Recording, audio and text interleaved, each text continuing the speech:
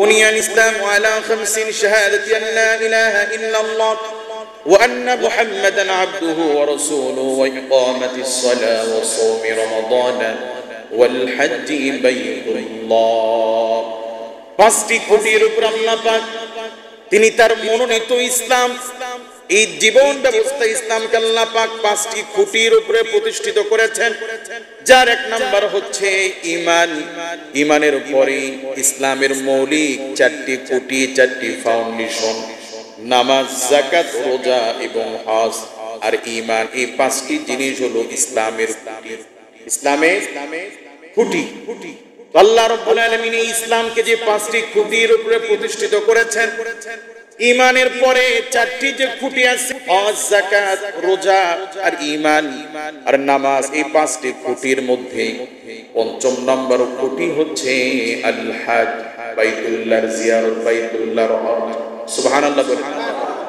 কাজে হজ শুধুমাত্র অন্য ফরজের মতো পর্দা করা যেমন ফরজ, এরকম শুধু ফরজই নয়, হজ হচ্ছে ইসলামের রোকন, ইসলামের খুঁটি, ইসলামের স্তম্ভ।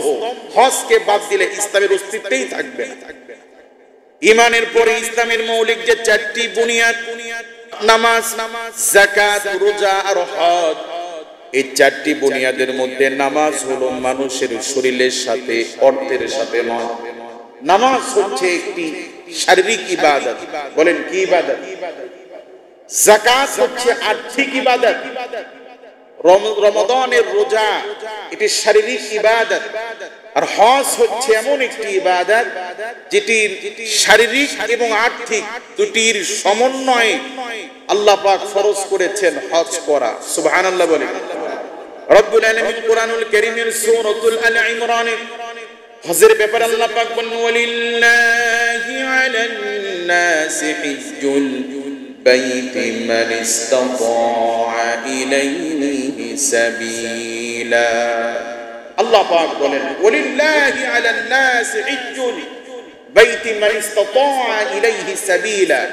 আল্লাহ তাআলা বলেন, আমি আমার বান্দাদের উপরে হজ ফরজ করেছি, ইলাইহি সাবিলা, যারা হজে যাওয়ার মতো সামর্থ্য রাখে, এই সামর্থ্যবান ব্যক্তিদের জন্য আল্লাহ পাক বলেন আমি হজ করা ফরজ করেছি।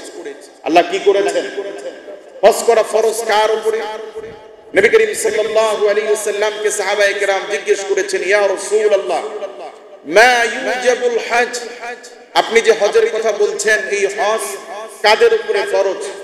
নবীজি বলছেন, আয-যাদাতু ওয়ার-রিহলাতি, যিনি হজে যাওয়া এবং হজ করে বাড়িতে ফিরে আসার মতো সামর্থ্য রাখে এবং তার পুষ্য যারা, আয-যাদাতু ওয়ার-রিহলাতি, তার অধীনস্থ, তার স্ত্রী, তার ছেলে মেয়ে, নাবালেগ ছেলে মেয়ে এবং স্ত্রী, তাদের ভরণ পোষণ রেখে নিরাপদে বাইতুল্লাহ যাওয়ার এবং ফিরে আসার মতো সামর্থ্য আল্লাহ পাক যাকে দিয়েছেন, তার জন্য আল্লাহ পাক হজ ফরজ করে দিয়েছেন। সুবহানাল্লাহ বলেন। এই আয়াতের শেষ অংশে আল্লাহ তাআলা বলছেন, এই আয়াতের শেষ অংশে আল্লাহ পাক বলছেন, ওয়ালিল্লাহি আলান নাস হিজ্জুল বাইতি মান ইসতাতা ইলাইহি সাবিলা ওয়া মান কাফারা ফা ইন্নাল্লাহা গনিয়্যুন আনিল আলামিন। তাদের জেনে রাখা উচিত যাদের হজ করার সামর্থ্য আছে কিন্তু হজে যাবে না, আল্লাহ পাক বলছেন তাদের জেনে রাখা উচিত আল্লাহু আল গনি। আল্লাহ তাআলা বলেন, ওয়ালিল্লাহি আলান নাস হিজ্জুল বাইতি মান ইসতাতা ইলাইহি সাবিলা ওয়া মান কাফারা ফা ইন্নাল্লাহা গনিয়্যুন আনিল আলামিন। যারা হজ ফরজ হওয়ার পরেও হজে যাবে না, আল্লাহ পাক বলছেন তাদের জেনে রাখা উচিত ওয়া মান কাফারা ফা ইন্নাল্লাহা গনিয়্যুন আনিল আলামিন। গোটা সৃষ্টি জগতের রব আল্লাহ পাক হচ্ছেন অমুখাপেক্ষী। কেউ যদি আল্লাহর ঘরে না আসে, আমি আল্লাহর কিচ্ছু যায় আসে না, কারণ আল্লাহ পাক দুনিয়ার কারো মুখাপেক্ষী নন। কথা বলেন ঠিক কি না? আমরা হজ করলে আল্লাহর কোনো লাভ আছে? আল্লাহর কোনো টাকা আছে? এদেশের কিছু কপাল পোড়া ব্যক্তি, এদেশের ক্ষমতার মসনদে বসা কিছু মন্ত্রী যারা হজ নিয়ে ব্যঙ্গ করেছিল যে আব্দুল্লাহর ছেলে মুহাম্মদ কিছু আর্থিক সুবিধা নেওয়ার জন্য হজের নিয়ম চালু করেছে, নাউজুবিল্লাহ বলেন। তার সুরে সুর মিলিয়ে তার ছোট ভাই আব্দুল কাদের সিদ্দিকী বঙ্গবীর তিনি বলেছেন আমার ভাই ঠিকই বলছে, নাউজুবিল্লাহ বলেন।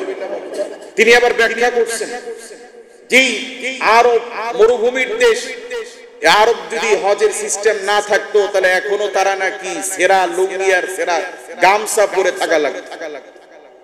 বলুন তো, দুবাই, কাতার, ইয়েমেন, বাহরাইন এরা কি ফকির রাষ্ট্র না ধনী রাষ্ট্র? মানুষ কি ওমানে হজ করতে যায়, দুবাই হজ করতে যায়, কাতারে হজ করতে যায়, তো তারা কি সেরা লুঙ্গি পরে আছে? আমাদের চেয়ে ভালো আছে।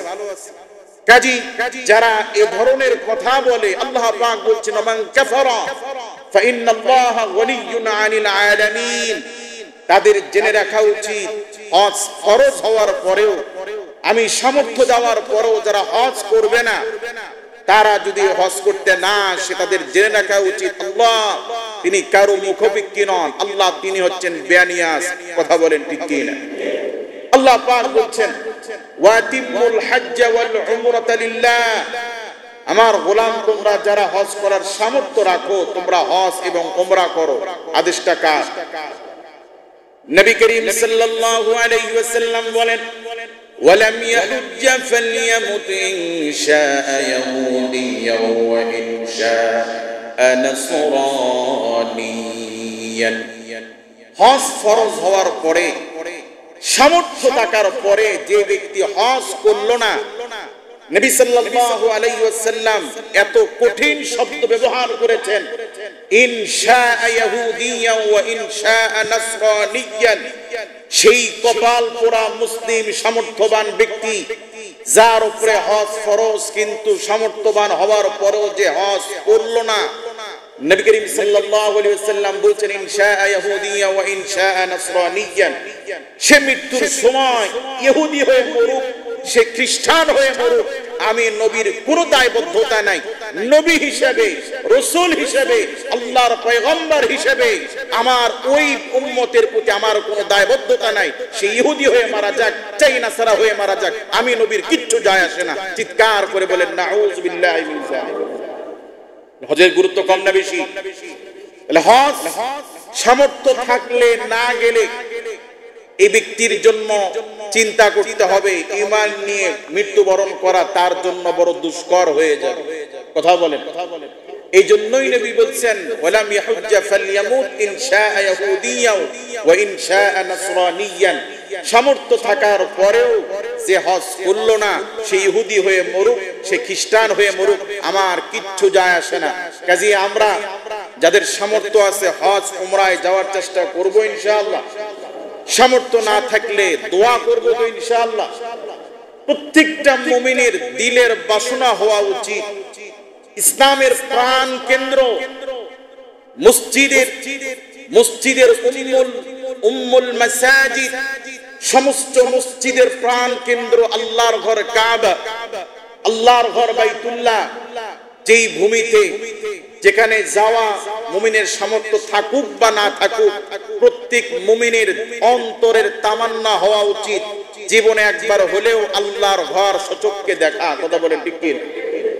মুমিনের দিলের বাসনা হওয়া উচিত যেই ভূমিতে আসহাবুন নবী সাল্লাল্লাহু আলাইহি ওয়াসাল্লাম নবীজির সাহাবীরা শহীদ আছেন, যেই ভূমিতে আল্লাহ পাক কোরআন নাজিল করেছেন, যেই ভূমিতে নবী করিম সাল্লাল্লাহু আলাইহি ওয়াসাল্লাম শুয়ে আছেন, নবীজির রওজায়ে আতহার জিয়ারত করা, নবীজির রওজার পাশে গিয়ে সালাতু সালাম দেওয়া, হায়াতুন নবী হিসেবে নবী সাল্লাল্লাহু আলাইহি ওয়াসাল্লাম তিনি তার রওজা শরীফে জীবিত। রওজা শরীফে কি পর্দার আড়াল থেকে, দেওয়ালের পাশ থেকে ভেতরের মানুষকে সালাম দিলে মানুষ যেমন সকানে শুনতে পায়, নবীজির রওজায়ে আতহারের পাশে গিয়ে মুমিন সালাম দিলে নবী করিম সাল্লাল্লাহু আলাইহি ওয়াসাল্লাম নিজ কানে সেটি শোনেন এবং তার জবাব দেন। শুধুই তাই নয়, ইমাম নববী রহমাতুল্লাহি আলাইহি তিনি বলেন নবীজির রওজায়ে আতহারের পাশে আমি ঘুমিয়ে আছি, ঘুমের ঘরে স্বপ্নে দেখি আল্লাহ তাআলার রাসূল আমাকে একটা রুটি দিচ্ছেন। কি দিচ্ছেন? রুটি। রাসূল সাল্লাল্লাহু আলাইহি ওয়াসাল্লামের দেওয়া সেই রুটি হাতে নিয়ে আমি খাচ্ছি, অর্ধেক খাওয়া শেষ, কেউ একজন আমাকে ঘুমের ঘরে ডাক দিচ্ছে, আমার ঘুমটা ভেঙে গেল। ঘুম ভাঙার পরে আমি দেখি আমার হাতে সেই রুটিটা তখনো আছে, যতটুকু রুটি আমি খেয়েছি, যতটুকু রুটি আমার হাতে অবশিষ্ট ছিল, ঘুম ভাঙার পরে দেখি রুটি বাকি অংশ আমার হাতে তখনো রয়ে গিয়েছে। সুবহানাল্লাহ বলে।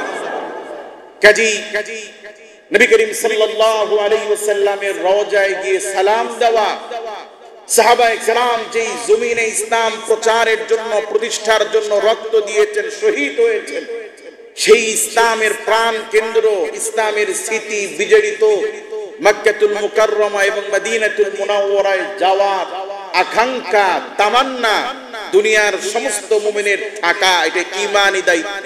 কথা বলেন ঠিক কি না? কাজী আমরা যারা সামর্থ্য নাই, যাওয়ার চেষ্টা করা, আল্লাহর কাছে দোয়া করা, আমরা এগুলো করব তো ইনশাআল্লাহ। আল্লাহ পাক আমাদের সকলকেই দিলে বাইতুল্লাহর জিয়ারত, নবীজির রওজায়ে আতহারের জিয়ারত করার তৌফিক, সুযোগ আল্লাহ পাক আমাদেরকে ভিক্ষা দান করুন বলে আমিন।